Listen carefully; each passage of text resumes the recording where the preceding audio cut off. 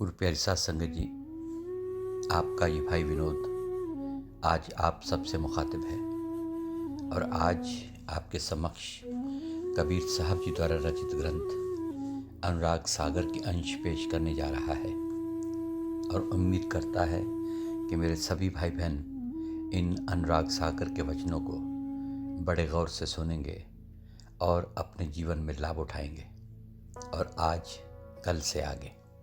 कबीर साहब जी आज धर्मदास को आगे फरमाते हैं, चौपाई।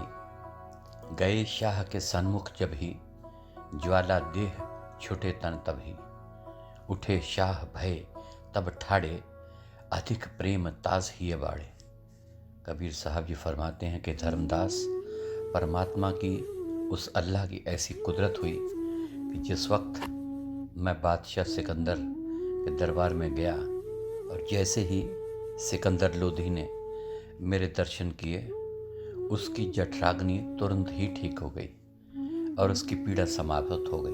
तो हे धर्मदास, जब बादशाह सिकंदर लोधी की जठराग्नि ठीक हो गई तो उसके मन में शांति आ गई। बादशाह तुरंत उठा और आकर मुझसे प्यार किया और प्यार से आलिंगन कर मुझे तख्त पर ले गया और मेरे साथ इतना प्यार किया कि मैं बयान नहीं कर सकता। दोहा। नाम महात्म देख के भय शाह लिवलीन, ऐसे प्रेम किए तिन्ह ज्यों स्नेह जलमीन। शाह न छोड़े मोह को लागा प्रेम तब ताहे, शेख तकी तह पीर थे वो मूर्छत मन माहे। कबीर साहब जी फरमाते हैं कि हे धर्मदास, अब नया सिलसिला शुरू होने लगा है। मैंने उसे तंदुरुस्त क्या किया, उसने मेरे साथ इतना प्यार किया, इतना मान दिया कि मैं उस मान को बयान नहीं कर सकता। उसने मुझे गले लगाया और तख्त पर ले जाकर मुझे दाहिनी ओर बैठा लिया और मेरा बहुत सम्मान किया। मैं जरा सा पीछे रह जाता तो बादशाह तुरंत मुड़कर आता और कबीर साहब कहाँ रह गए हैं। जैसे मछली पानी में आनंद मनाती है, वह उसी प्रकार से मेरे साथ रहकर आनंदित होता रहा। जैसे मछली पानी से बाहर आकर तड़पती है, उसी प्रकार से यदि मैं थोड़ा सा पीछे रह जाता या जरा सा इधर उधर हो जाता तो वह मछली के माफिक तड़फने लगता। वह मेरे साथ ही रहना चाहता था, पर उसका शेख तकी फ़कीर जो उसका पीर था, वह यह सब कुछ देख रहा था। यह सब कुछ देखकर वह जलकर कोयले के समान हो गया। उसे इतनी जलन हुई कि एक जुलाहे को, यानी कि एक मलेच्छ को सिकंदर लोधी बादशाह ने तख्त पर बैठा लिया है। उसने मन में सोचा कि मैं तो बादशाह का पीर हूँ, मुझे आज तक बादशाह ने तख्त पर नहीं बैठाया। बादशाह ने मेरा इनरादर किया है। चौपाई। कहे तकी सुन शाह सिकंदर, हम ते कियो तफावत अंदर। जुलाहा से तुम कीनी यारी, हमसे अंदर कियो बेगारी। कहे शाह तुम हमरे पीरा, वो दर्दमंद दरवेश फ़कीरा। कहे मार्फत राह की बातें, रखी जान उन मेरी जाते। कहते हैं कि जो बात दिल में हो वह अपने आप बाहर आ ही जाती है, चाहे आध घंटे में आए या 2 घंटे में आए, ज़रूर आ जाती है। उसने कहा कि हे बादशाह, मेरी बात सुनो। तुमने मेरे साथ बहुत भेदभाव किया है, तुमने मेरी बहुत बेइज्जती की है। एक मलेच्छ यानी कि कबीर को ज़मीन से उठाकर तख्त पर बैठा लिया, तुमने उसे अपने सिर पर बैठा लिया है। मैं तो तुम्हारा पीर था, तुमने मेरी निरादरी की है। हे बादशाह, जुलाहे के साथ तो तुमने यारी कर ली और मेरे साथ इतना बड़ा फ़र्क। मैं तो तुम्हारा पीर हूँ, तुम्हारे जान माल का मैं रक्षक हूँ। मेरे साथ तुमने दुश्मन की तरह सलूक किया है। कबीर का मान है और ये मेरा अपमान है। शाह सिकंदर लोधी ने कहा कि हे पीर जी, आप मेरे पीर हों, पर एक मेरी बात सुनिए। यह भी दरवेश है और एक सच्चा फ़कीर है। यह रब का प्यारा है, तुम इससे नफ़रत मत करो। यह और तुम मेरी 2 आँखें हो। कौन इंसान दाहिनी और बानी आँख के साथ गलत सोचेगा। पीर जी, आप ऐसा मत कहिए। यह भी एक दर्दमंद और बहुत बड़ा फ़कीर है। पीर जी, मेरी बात सुनो। यह कोई ख़राब बात नहीं करता। यह तो मार्फत और परमात्मा के बारे उनसे मिलने की बातें करता है कि परमात्मा को, अल्लाह को कैसे मिला जा सकता है, किस तरीके से कतरा समुंदर में जाकर समुंदर का रूप हो सकता है। तुम क्यों इसके साथ इस तरह की बातें कर रहे हो? दोहा, फ़क्र जात अल्लाह है, पीर अल्लाह रसूल, तुम वो एक दूजा नहीं, कीजिए अर्ज कबूल। सिकंदर लोदी कहता है कि हे पीर जी, मैं दोनों हाथ जोड़कर आपसे विनती करता हूँ, दरख्वास्त करता हूँ कि पीर अल्लाह का प्यारा होता है और पीर रसूल होता है। तुम इस प्रकार का बुरा ख्याल मत करो और मेरी अर्ज़ को कबूल करो। चौपाई, ऐसी शाह कही समझाई, तब हूँ शेख तकी शर्माई। जब बादशाह ने शेख तकी को यह कहा कि कबीर परमात्मा का, अल्लाह का फ़कीर है, तो मन में भेदभाव मत रखो, तो शेख तकी ये सुनकर लज्जावान हो गया। चौपाई, काशी के पंडित और काजी, शेख तकी मिल परपंच साजी। काजी और पंडित मिलकर शेख तकी के पास गए। उन्होंने उससे कहा कि तुम बादशाह के पीर हो। बादशाह ने तुम्हारी बात नहीं मानी। कबीर जुलाहे को तख्त पर बैठा दिया है और तुम चुपचाप देखते रहे। उसने तुम्हारे साथ बहुत बड़ा धोखा किया है। उसने तुम्हारी बहुत अपमान किया है। सपोलों को जन्मते ही मार डालना चाहिए। वे बड़े होकर बहुत भयानक हो जाते हैं। जिस दिन से कबीर आया है, हमारा हुक्का पानी बंद हो गया है। ना हमें कोई मत्था टेकता है और ना हमें कोई इज्जत मान करता है। कबीर लोगों को कहता है कि दान पुण्य करने से कोई फ़ायदा नहीं। मंदिर और मस्जिदों में जाने से तुम्हारा कुछ नहीं होगा। अपने अंदर जाओ, अंदर जाकर परमात्मा को देखो। इस तरह की उलट पुलट बातें करता है। सुहे शेख तकी, तुम हमारे लिए परमात्मा का रूप हो। कबीर को तो जन्मते ही मार देना चाहिए था। पंडितों की यह बात सुनकर शेख तकी और अभिमानी हो जाता है। कहे काजी, सुन शाह के पीर, कैसा मारा जाए कबीर। शेख तकी ने कहा कि आप चिंता मत करो, मैं तुम्हारी मदद करूँगा। तुम अब एक तरफ जाओ। अब मामला मेरे और कबीर के बीच शुरू हो गया है। उसके कारण मेरा बहुत अपमान हुआ है और मुझे नीचा होना पड़ा है।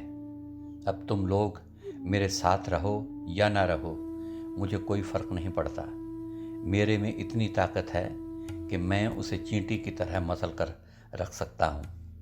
कबीर को कैसे मारा जाए, उसे कैसे मारना है, एक प्रपंच रचा गया। काजी और मुल्ला बैठकर इस संबंध में चर्चा करने लगे। जो एह जुलाहा मारिया जाई, तो हम सबकी टरे बलाई। उन पंडितों और काजियों ने कहा कि अगर ये जुलाहा मर जाए तो हमारी बला टल जाएगी। हम बहुत बुरे फंस चुके हैं। हे शेख तकी, सोच लो, विचार कर लो। कहे तकी, सुन पंडित काजी, क्या कबीर जुलाहा पाजी। शेख तकी अपने गुस्से में और अपने अभिमान में था।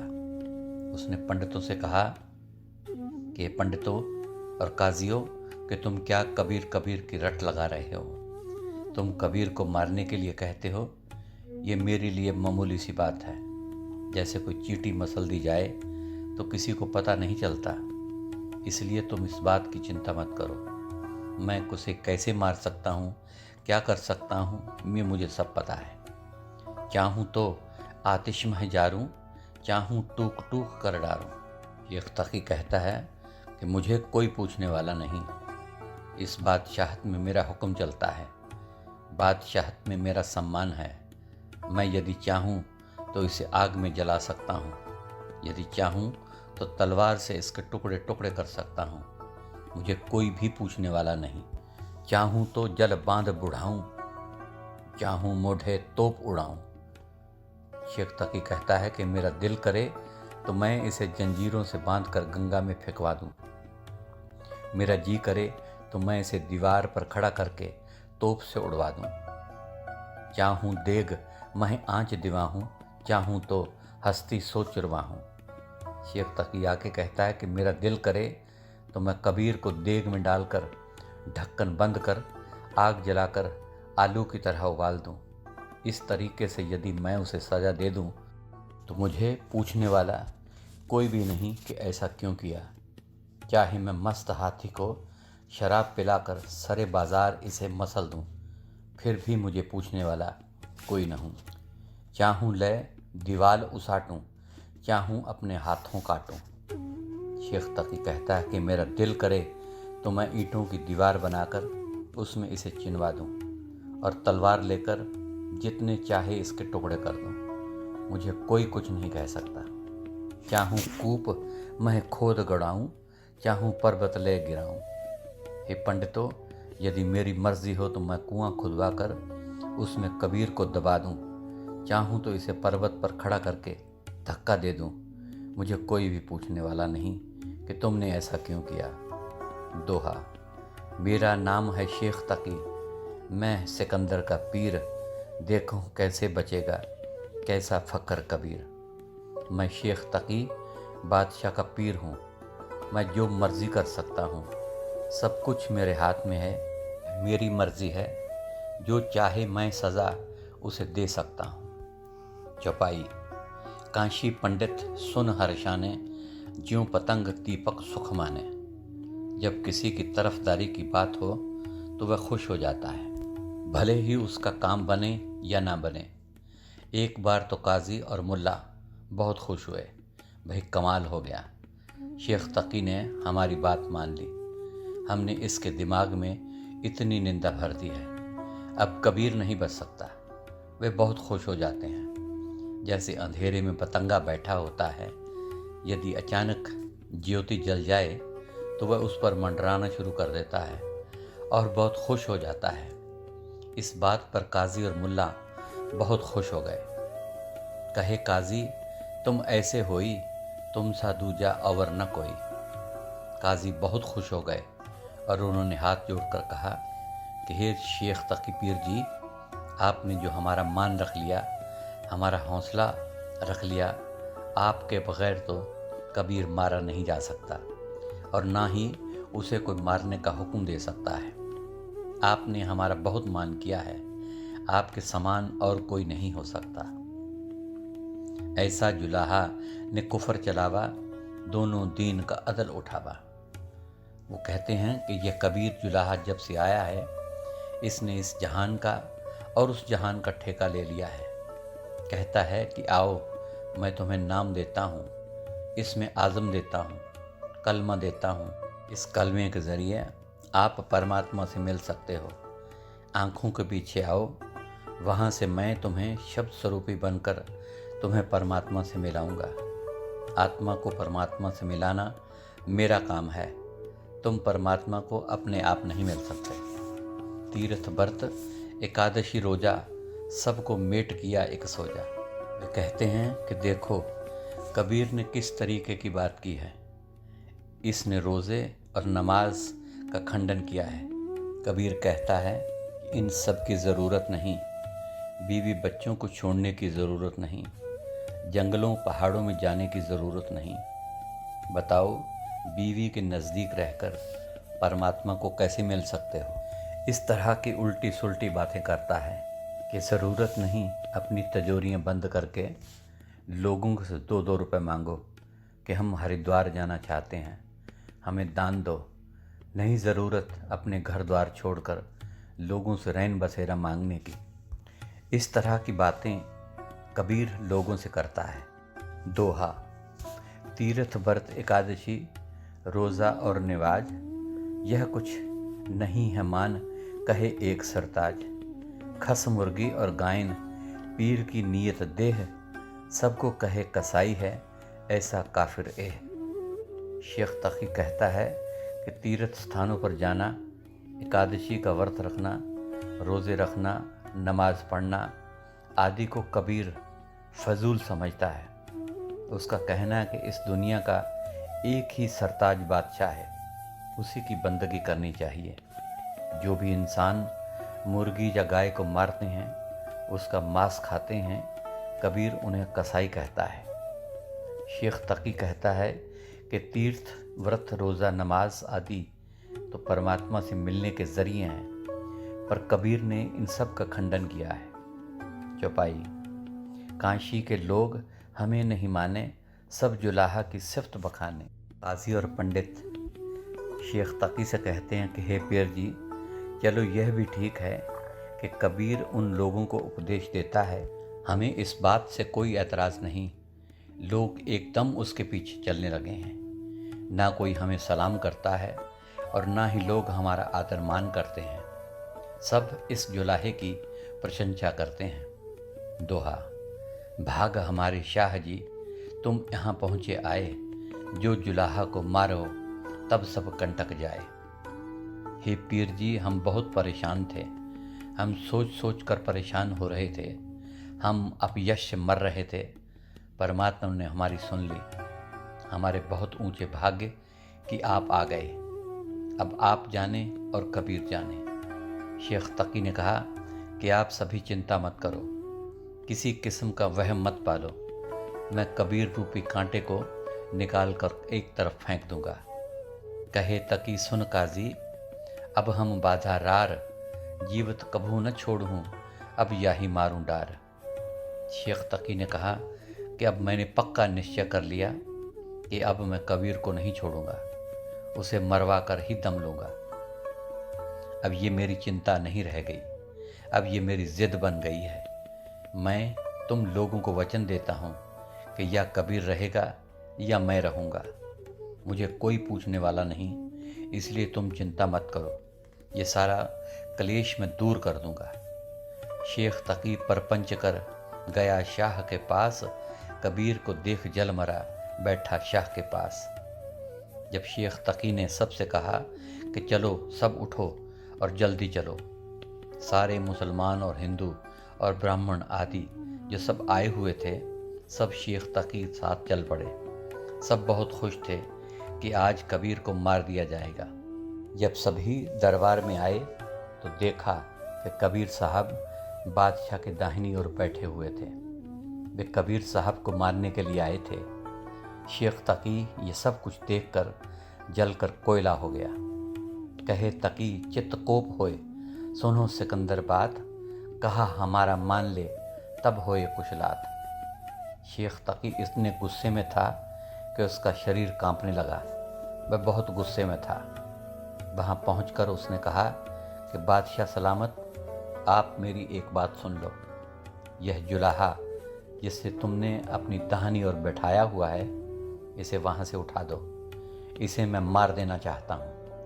अब ये जिंदा नहीं बच सकता।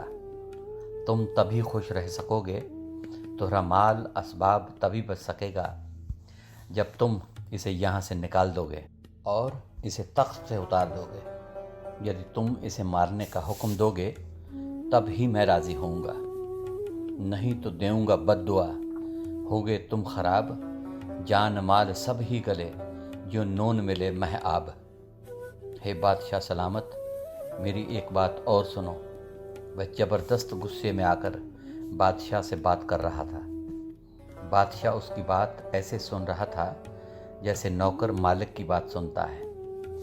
शेख तकी ने गुस्से में आकर कहा कि हे बादशाह, यदि तुम इसे यहाँ से निकालने का हुक्म दोगे तभी तुम बच सकोगे, तभी तुम्हारा जान माल और राज्य कायम रह सकेगा, नहीं तो आफत आ जाएगी। तुम्हारा सारा ख़ानदान उसी तरह तबाह हो जाएगा जिस तरह नमक पानी में घुलकर अपना अस्तित्व खो देता है। यह जुलाहा को तुम ही मारो, कुछ मत लाभो बार, नहीं तो देऊंगा बद्दुआ, तुमको करूं बेजार। शेख तकी बादशाह से कहता है कि हे बादशाह, या तो तुम इसे मार दो या मारने का हुक्म दे दो, नहीं तो मैं तुम्हें बद्दुआ दूंगा। वो बद्दुआ तुम्हारा बुरा हाल कर देगी और तुम्हारा सत्यानाश कर देगी। यदि तुम खुश रहना चाहते हो, मेरी बात को मान लो, इसे मौत की सज़ा का हुक्म अभी दे दो। सो गुरु प्यारी साध संगत जी, आज के लिए इतना ही। कल अनुराग सागर के आगे के अंश आपके समक्ष रखूँगा। तब तक के लिए इस नाचीज़ को इजाज़त दीजिए और आखिर में मेरी तरफ से मेरे सभी भाई बहनों को प्यार भरी धन धन सतगुरु तेरा ही आसरा, हाजिर नाजिर जिंदा राम तेरा ही आसरा अर्ज़ है।